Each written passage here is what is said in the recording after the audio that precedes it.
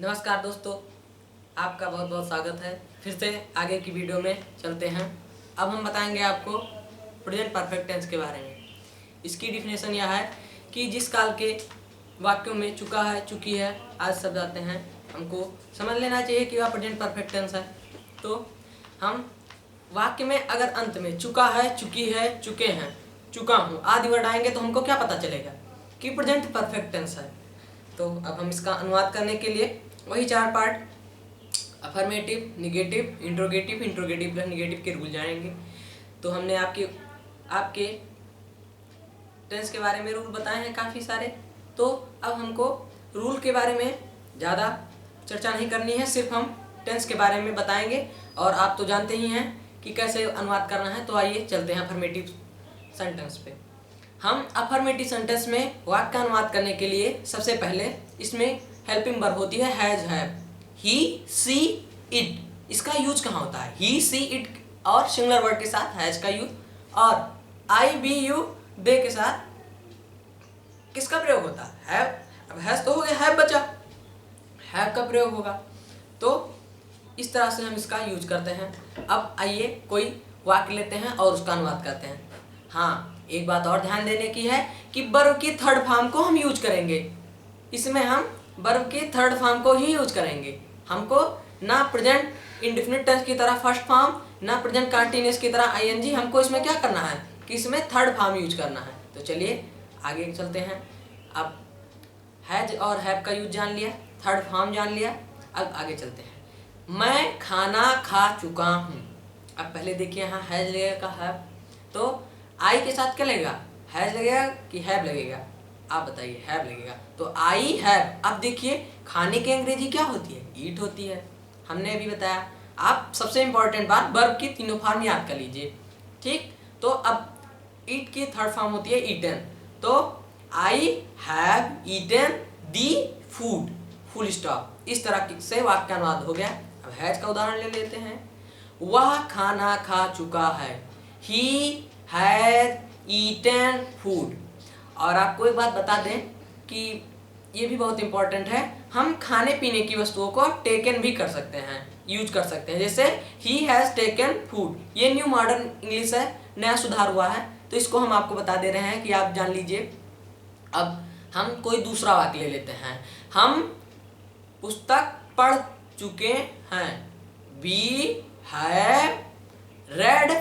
Read की तीन form होती है, उसको हम उसी तरह से बोलते हैं। जैसे रीड, रेड, रेड स्पेलिंग वही होती है READ, लेकिन उसको रीड, रेड, रेड पढ़ते हैं। तो क्या होगा? We have read the book. अगर पुस्तकें हैं तो बुक्स, और एक अगर पुस्तक है तो बुक। तो आगे के वीडियो में चलते हैं। तो हम बताएंगे अब निगेटिव। निगेटिव में हमको कुछ करना नहीं है, बस नॉट लगा देना है हेल्पिंग वर्ब और मेन वर्ब के बीच में। जैसे मैंने खाना नहीं खाया है। हाँ, तो इस तरह से आपको एक बात मैं बताना भूल गया कि हाँ, इसके अंत में अगर आ है, ई है, ए है आदि वर्ड भी आते हैं तो हमें पता चलता है कि प्रेजेंट परफेक्ट टेंस है। तो मैंने खाना नहीं खाया है, तो आई हैव, क्योंकि आई के साथ हैव लगेगा। अब ईटन लगेगा, लेकिन इसके बीच में नॉट लगेगा। I have not eaten food, full stop. अब इस तरह से हो गया वाक्य का अनुवाद। अब हम कोई प्लूरल वाक्य ले लेते हैं। हमने मैच नहीं खेला है। तो इससे हमें यहाँ पता चलता है आ है, ई है, तो कौन सा टेंस है? Present perfect tense. और हम इसका वाक्य का अनुवाद करेंगे। We have not. अब प्ले की third form played the match, full stop, वाक्य का अनुवाद हो गया। और इंट्रोगेटिव में भी कोई बहुत खास नहीं है, लेकिन फिर भी आपको मैं बता दे रहा हूँ कि अनुवाद करते समय आपको सिर्फ एक ही रूल याद करना है कि पहले हम हेल्पिंग वर्ब लिखते हैं। इसको तो हमें पता ही है, हेल्पिंग वर्ब पहले लिखते हैं और उसके बाद फिर हम कर्ता लिखते हैं। फिर वर्ब की जो भी फॉर्म होती है ING, first form, third form लगा देते हैं। लेकिन यहाँ हमारी थर्ड फॉर्म लगेगी, थर्ड फॉर्म प्लस ऑब्जेक्ट, उसके बाद क्वेश्चन मार्क, क्योंकि इंट्रोगेटिव है। तो जैसे हम वाक्य ले लेते हैं, क्या मैंने खाना खा लिया है। क्या मैंने खाना खा लिया है। तो अब मैंने मतलब मैं, तो इसके लिए आई लगेगा, तो आई साथ have I eaten the food, question mark, eat के साथ ईटन लगेगा और क्वेश्चन मार्क जरूर लगेगा, ये दो बात ध्यान रखिएगा। और तो वाक्य का अनुवाद पीछे के वाक्यों की तरह ही होगा। आगे का वाक्य ले लेते हैं आपका, क्या वह पुस्तक पढ़ चुका है, has he red the book, question mark, इस तरह से होगा। अब आप सोच रहे होंगे हैज क्यों लगा, हैज हमें पता ही है कि सिंगुलर वर्ड के साथ लगता है, तो has he red, third form the book, has he red the book, question mark, complete हो गया। आइए चलते हैं इंट्रोगेटिव प्लस निगेटिव में।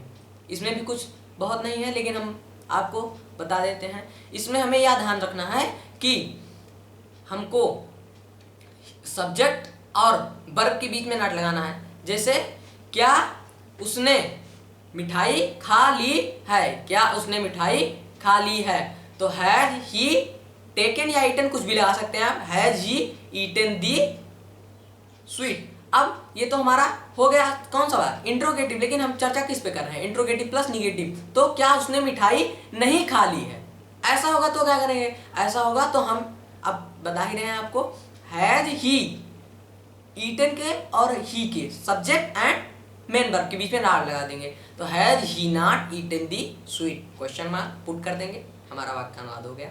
आइए आगे के वाक्य पे चलते हैं।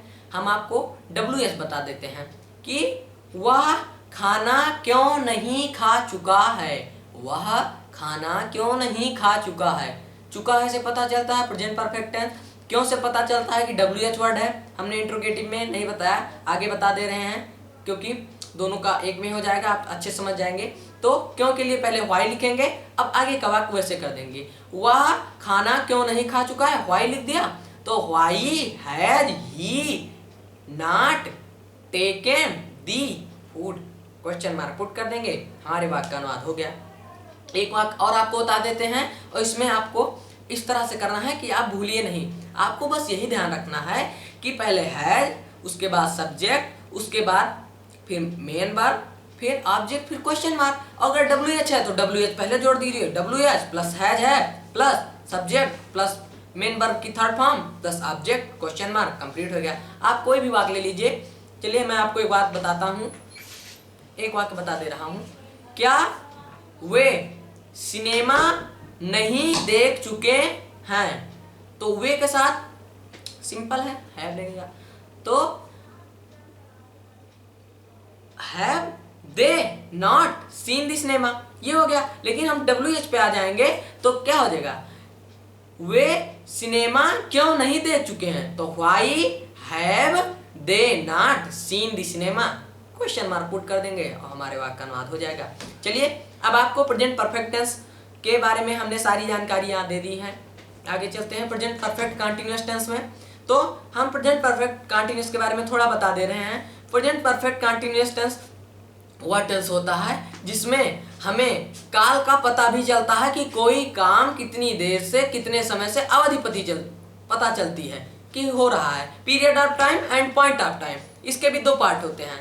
प्रेजेंट परफेक्ट टेंस में हेल्पिंग वर्ब होती है has been and have been, क्या होती है, has been and have been. तो इससे हमें पता चलता है कि इसकी दो फॉर्म होती है, हैज बीन हैव बीन कहाँ कहाँ यूज होता है इसको बता दे रहे हैं। सिंगुलर वर्ड के साथ हैज बीन और प्लूरल वर्ड के साथ have been, he she it I के साथ क्या होगा, हैज होगा, बीन भी लग जाएगा, और अगर प्लूरल है तो आई बी यू दे तो क्या लग जाएगा, हैव बीन।